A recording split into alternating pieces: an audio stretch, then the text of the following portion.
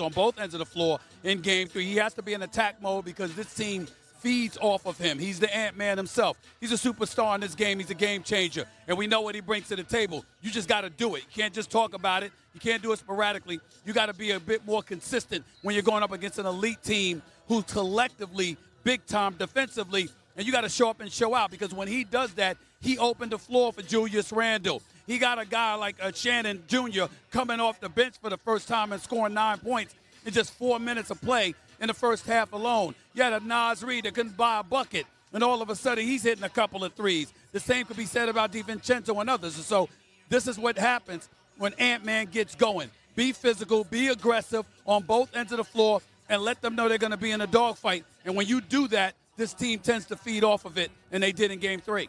Minnesota coming off a franchise playoff record, 72 points in the first half.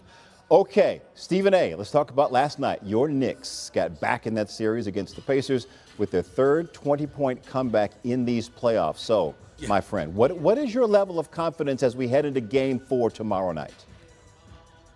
I think confidence is the wrong word. I've got a lot of hope.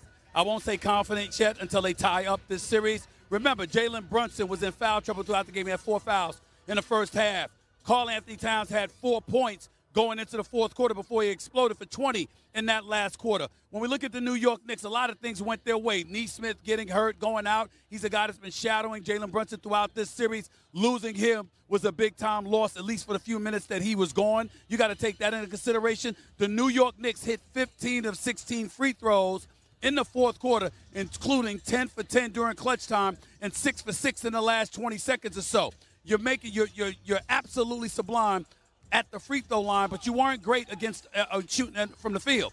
That can't happen in Game 4. They got to hit shots. Halliburton, Nesmith, Nembhard, Turner, these guys, they ain't going to sit around and miss a bunch of shots like they did in Game 3. Indiana has struggled in Game 3 throughout the playoffs. Games 1 and 2 they've won. They've lost Game 3 every series, and then they've come back and won Games 4 and 5. The New York Knicks have to make sure they're not the latest example of the trend that the Indiana Pacers were struggling or, were benefiting from. So I would just tell you, I'm hopeful. They got that victory. You put them on their heels now. They need to win Game 4, but the New York Knicks needed more. I hope they answer the call. They cannot take this team for granted because Indiana can score. And when they score, they win. Keep hope alive, Stephen A. Keep hope alive. I've heard that somewhere before. We should use that. Stephen A. is going to join us, coming back with the Countdown crew soon as we're done here on Sportscenter. My brother, thank you so much. No doubt. Well, Stephen A. is hopeful for good reason. Remember, the Knicks coming back from down 20, third time this postseason. The Knicks have won after being down by 20 or more. They did it in Games 1 and 2 against the Celtics, conference semis.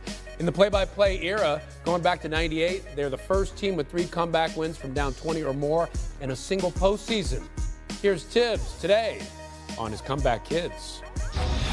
The way the league is now with, with the pace and the three-point shooting, you can make up ground a lot faster. And, obviously you prefer to play, with a lead. But you see it all the time. Teams go on runs and they're hard to stop. And so you can never let your guard down. And you have to strive to play for 48 minutes. And we understand that. So I think that's probably the biggest thing. Yeah, amazing how much the NBA has changed. The Knicks now, they're plus 180 to win the series at ESPN Sportsbook, while the Timberwolves are still heavy dogs to win their series at plus 600. Mike and Tony, they got more insights on tonight's PTI bonus topic. ESPN, the Timberwolves, coming off a 42-point win in Game 3. They're going to look to even up things in their Western Conference Finals series against the Thunder. NBA champ Kendrick Perkins joining us now from Minneapolis, looking resplendent in that yellow. Hey, let me ask you this, Perk. Minnesota, what can they do? What do they need to do to replicate that Game 3 performance in that blowout win in order to even up the series tonight? Well, one, they got to protect their house, but two, it starts with their leader, and Anthony Edwards, the heart and soul of this team. And what he did was he set the tone not only offensively, but defensively. His energy was there. The physicality was there, right? The tenacity was there. It showed the athleticism, and the rest followed suit.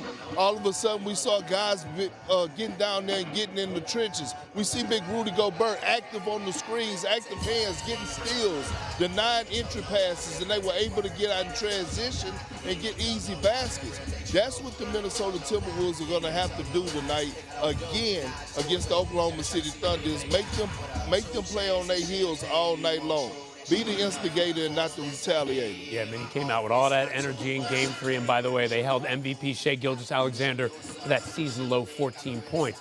Now, let's talk about the East, right? The Knicks won Game 3. They trailed the series 2-1. Perk, who do you have more faith in heading into Game 4, Indiana or New York? I feel like it's a change, energy shift right now, and I got a lot of faith in the New York Knicks.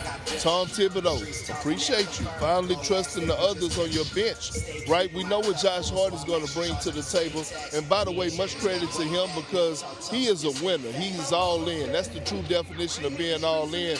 But I think with Shamet, Deuce McBride, and Wright brought to the table the 94 pickup defensively, fighting to get over screens. It gave that Knicks team life that they didn't believe that they had defensively, and now all of a sudden you see guys are engaged. You saw Karl Anthony Towns, who roughed for 20 in the fourth quarter, but he was also pretty damn good defensively in the fourth quarter. So now I'm looking at the Knicks, and I'm saying to myself, they got the momentum right now. Ooh, okay. Knicks, by the way, they're 6-1 on the road this postseason. All of those 6 wins coming by 6 or fewer points, so they like to keep it close. Now, you mentioned Cat, all he did in Game 3, getting that 20 in the fourth quarter. Who else do you believe is going to step up in Game 4 and why? Well, it got to be Big Body Brunson. He owed his team one. I thought he was horrible last night. I mean, he was 6 for 18 from the field, in foul trouble. He got to come out and he got to deliver. We know that Aaron Nesmith is not going to be 100%. We know that for sure if he plays, right? And Big Body Brunson got to take this one over. And I know he felt some type of way after the game. He's an all-in guy, but he knew he could have been better all across the board. I believe he will have his moment in Game 4 on the road and lead his team to victory to even up this series, going back to Madison Square Garden tied up for Game 5. Yeah, look, Brunson, he's human. He's going to have a bad game every once in a while, but 2 in a row, we haven't seen that from Brunson, not in these playoffs. That bodes well for Game 4. Đấy, những cái ô trống này, móc hết cái khúc này cũng y như vậy. Tiếp tục nha, những mũi tiếp theo.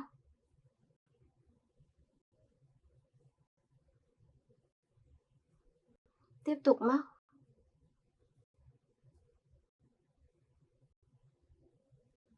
Mũi nữa này.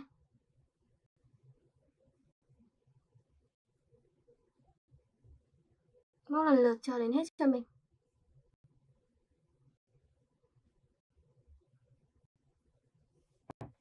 Đấy, mọi người cứ móc vào luân phiên cho đến hết.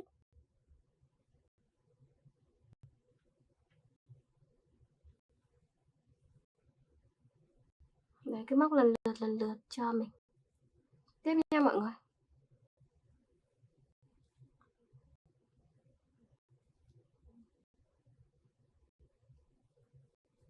Mũi tiếp theo.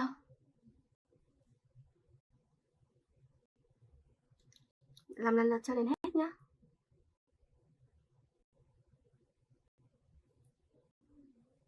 Đây, móc xuống này.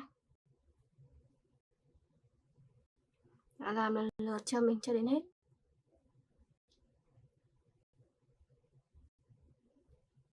Tiếp tục. Cứ móc luân phiên cho mình.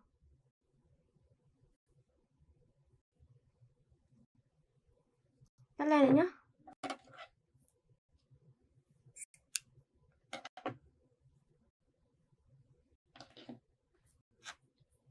Rồi.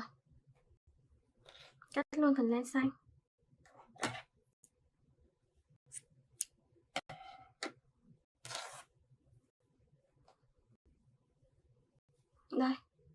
Được cái áo len xinh không mọi người? Có cái đường diềm trang trí dễ thương nha. Mình gài cái phần len này xuống mặt bên trong để che đi.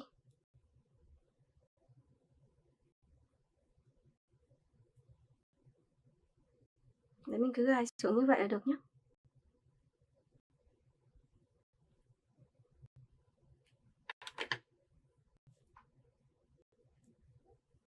Bây giờ sẽ sử dụng phần len màu trắng để làm.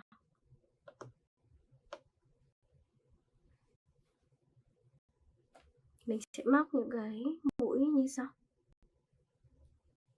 Khâu đi, mình sẽ khâu.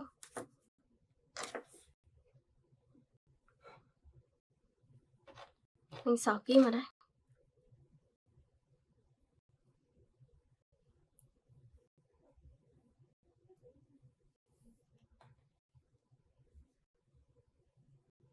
Đấy, bây giờ sẽ khâu vào.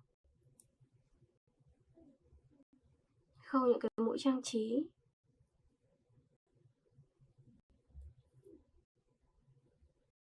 Nối liền đi, nối liền hai cái phần len này lại.